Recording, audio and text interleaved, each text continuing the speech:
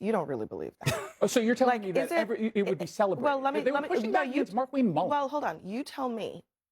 Is there, even between Tulsi Gabbard and Bill Pulte, is there even an equivalence between those two? Do you hear me supporting Pulte? I'm simply saying that the Democrats are getting into the problem. We haven't even talked about the Democrats. We're talking about the Republicans. I agree, and I'm. In light of Tulsi Gabbard stepping down as the head of DNI, we have seen Bill Pulte, who has been put in the position as the acting head of DNI since June 2nd. Now, in this clip, we're going to see the CNN panel just descend into absolute chaos, back and forths, because of the fact that he's been given the position. As usual, let's watch the clip in full. I'm going to give you guys my thoughts towards the end. Let's get into it. But first, the man that Donald Trump is appointing to serve as the nation's top intelligence officer has never served in an intelligence or defense or a national security role ever. The president announced via social media that Bill Pulte, who currently leads the Federal Housing Finance Agency and who pressed for investigations into Trump's political enemies, will be in that role and will serve as acting director of national intelligence. Pulte will replace Tulsi Gabbard, who announced that she is stepping down last month, and he's set to oversee 18 intelligence agencies, as well as the production of the president's daily brief. Now, reaction to this decision to appoint Pulte, whose qualifications arguably begin and end at loyalty to Donald Trump, Republican leadership had trouble defending the controversial move. Listen. I'll defer to the chairman on that. We were just made aware of that appointment this morning. Obviously, it's something that if the administration decides to pursue a permanent appointment to that position, have to come through the Congress and have confirmation hearings and ultimately a vote here in the Senate. We have 4 more weeks with Director Gabbard as the DNI. I have no observations on the matter. That's got to be one of the funnier things I've seen today. I mean, Tom Cotton is so shy. Yeah, I was going to He doesn't have very much to say ever. He is usually not one to not have much to say. No observations on the matter. This is one of the rare things. I would say it's like the slush fund and this are two things that I think really have put Republicans in such a tough spot and have actually shocked them, truly shocked them. Well, you know, the observation has been the system is working when Republicans push back and then the Trump administration ends up rescinding something. I don't know the reasons behind Pulte being chosen here. It doesn't make sense on the surface, but we also haven't heard directly from the administration. I'd want to at least listen to it. But yeah, on the surface, I don't think it's the best move. The problem, I think, with a lot of this is you have all the Democrats saying exactly what they would have said no matter who was the choice. And that's where that is 100% the case. How many Democrats supported Tulsi Gabbard? There were none. It doesn't matter. It does not matter who was chosen. The response was always going to be negative. I think it's more impactful when we're hearing from Republicans or not hearing from Republicans. That's what really matters here. Jason, you don't, let me be honest. Saying that's the part that matters. The Democrats do not. We don't see any qualifications for this guy, okay? John Cornyn, I don't see any qualifications.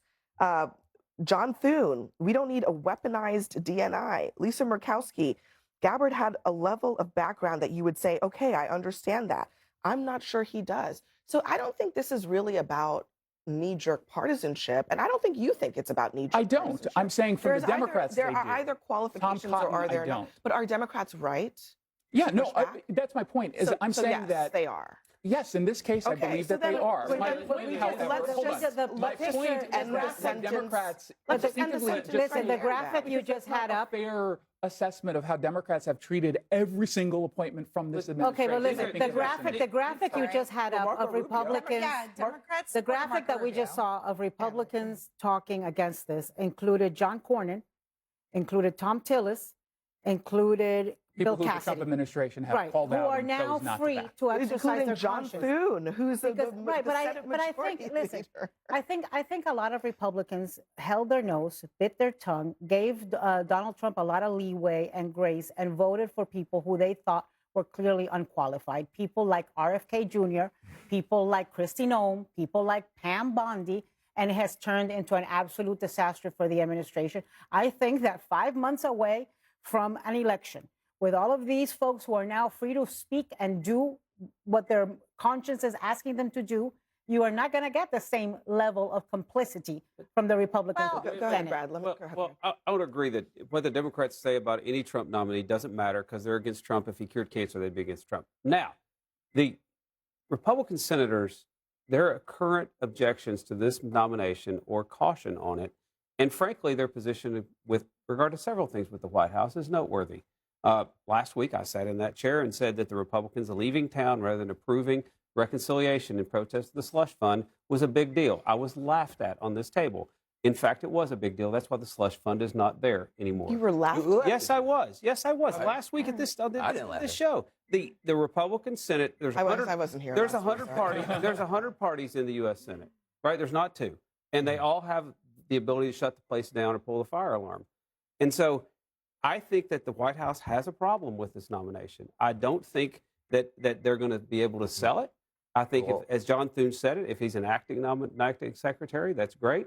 It's not great. John Thune is saying if you want to run him through the. I guess what I'm asking you, and I'll let you get in a second, but what I'm asking you is like, putting aside the politics, can he get confirmed, can he not? This is an actual national security job. He has a real role in this administration. Does it not concern you, even in the slightest, that even on an acting basis, someone who has 0 qualifications, the first job qualification in any national security job is, does the president trust you? Hold on. Every president. The statute for this one says that you have to have a national security background, and the president has to trust you, or he won't. Hold on. But the statute says the statute, for this the statute says the director of national intelligence shall have extensive national security experience. That's why John Thune says he'd have and to so go my question, again, the question really that we're facing is not just can he be confirmed, because he probably can't be confirmed, but if he doesn't meet the statutory requirements for the job, should he be placed in a job of sensitive national security importance? And I think people at home may not understand how central this particular person is. The reason we have this person is because all of our intelligence agencies forgot to coordinate, and we had 9/11. So this is really the traffic cop for all of the intelligence that comes into the country from our allies and all of it that our 13 different agencies are collecting. This is the most sensitive job. It's the most important job. If he does his job badly, Americans could die. This is not something to fool around with. This is not something to play around with. And what you're seeing the president do is abuse this kind of acting. Everybody knows he's not going to get this guy through the U.S. Senate. But what he's going to do is put Americans at risk for 4 months, 5 months, 6 months, while a complete crackerjack candidate, I mean, literally, you could just open up a crackerjack box, pull anything out, and that would be more qualified than this candidate. And so this is a very dangerous moment for America. And if something bad happens, remember this night. If something bad happens to America, remember this night. Well, and it's also, yes, our national security. But the reason why Trump wants him in this role is because we have an election coming up. And he knows that Democrats are likely going to sweep the House and potentially the Senate. And he needs a DNI director there that will potentially cast doubt on the election, whether it is foreign interference. He can use any tool at his disposal to potentially not only cast doubt, but to question the results of the election. And he doesn't need to have him there for a year. All he needs to do is have him in that position from now until the end of the year, or until the new Congress is certified, to potentially stop certification. And this is what people are worried about. And when I say people, this is what outside groups and others are worried about when it comes to this. Are you already pre-selling post-election chaos? I am telling you what the president has his eye on. The president doesn't have his eye on. How do you know that's what he has his eye on? We already had Tulsi Gabbard go in and look at boxes in Georgia. From when 6 that is years not ago. when that is not the role of the DNI director. We know that the president likes to cast doubt on elections, as he has done Wait a minute. before. Let's don't project we know that that forward. the president will use. Let's We know the presume- president will use let's every tool at presume his disposal. everybody's going to try to put run this election doubt on in the the up and election. That should concern everybody. There were And not Democrats only that, who said but not the only entire that, time that he was going hold to on. cancel the Hold on. election. I am So not- at least I'm we've not gotten done. away from that. One last Well, hold thing. on. Wow. The statute actually says hold on. Jason, Trump raised the issue of canceling the election. Don't put that on Democrats. Said he wasn't hold going on, to allow hold an on, election Jason. to even occur. Hold on, Jason. They said that from the beginning. Just to be clear, the only person who has talked about canceling elections is Donald Trump. He has put that in not writing. true. That is And not also, and on top of that, what Sochi is talking about is not just supposition. Trump has repeatedly already, before this moment, cast doubt on the upcoming election. So it's not just the past, it's also the present, it's the future. It would be, I think, disingenuous to suggest that he doesn't having have this that election top of in an mind. honest and fair way. I agree with you. I agree with you. But something the that- president has this on his mind. There's no question about Something that. that has gotten He said precious so. little attention that also we learned about today is that this was not the only troubling appointment today, right? He also appointed Elias, what's his name? A insurrectionist from January 6th, appointed him to a very high-profile position within the Secretary of Defense, within the Defense Department, that's going to be in charge of counterterrorism, embassy security, and hostage rescue policy. So we are talking a guy convicted for a misdemeanor during January 6th is now appointed by Trump to have Elias Irizarry. All right. Well, it's not a high-profile position, but it's important. It should trouble the hell out of you that somebody that was convicted as an insurrectionist. Well, he wasn't convicted as an insurrectionist. He was convicted on a misdemeanor. I don't think you should have the job, but I also find the inconsistency with the left who tells us that if you are a felon, you should be getting second and third and fourth chances. So you think January 6ers should serve in the administration? No, I literally What's the inconsistency with the left? The right gave a felon second chance as president. We're going to leave it there. Next for us in an about face. Republicans, I can't even bring myself to understand how these guys do what they do with a genuine straight face, especially him, Jason Rantz. I'll never, ever, ever understand it. Now, my thoughts on the acting DNI appointment. So some of the points that it is that they already went over is obviously the fact that he has no prior intelligence experience whatsoever. We already know that, but just from doing a bit of my own research, this is actually quite interesting. Now, federal law actually requires the DNI to have extensive national security experience.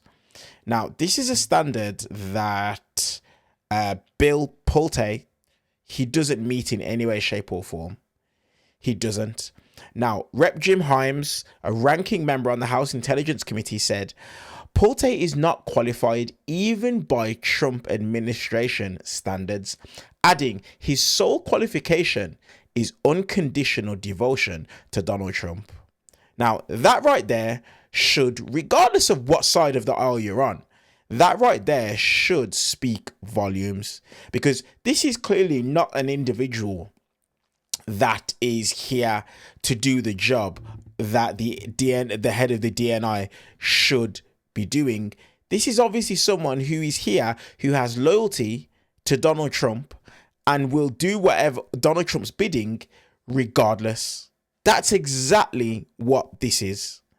And when you actually take a look at some of the concerns when it comes to the weaponization of this appointment, Bill Pulte has previously referred some of Trump's perceived political foes to the Department of Justice on mortgage fraud allegations, which obviously then makes people think, well, like, he's obviously going to use intelligence tools to a very similar way of what it is that he's done previously. And that should be an issue for absolutely everyone. Absolutely everyone.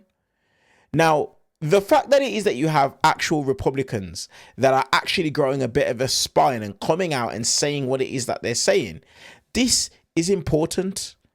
But the problem for me is that it's a bit late, guys. It's a bit late. Why are you only now coming to the party on this? Why are you only now growing a spine and standing up to Donald Trump?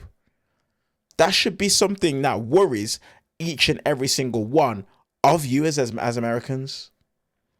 Interesting stuff. Let me know your guys' thoughts down in the comment section below as usual. See you guys in the next one.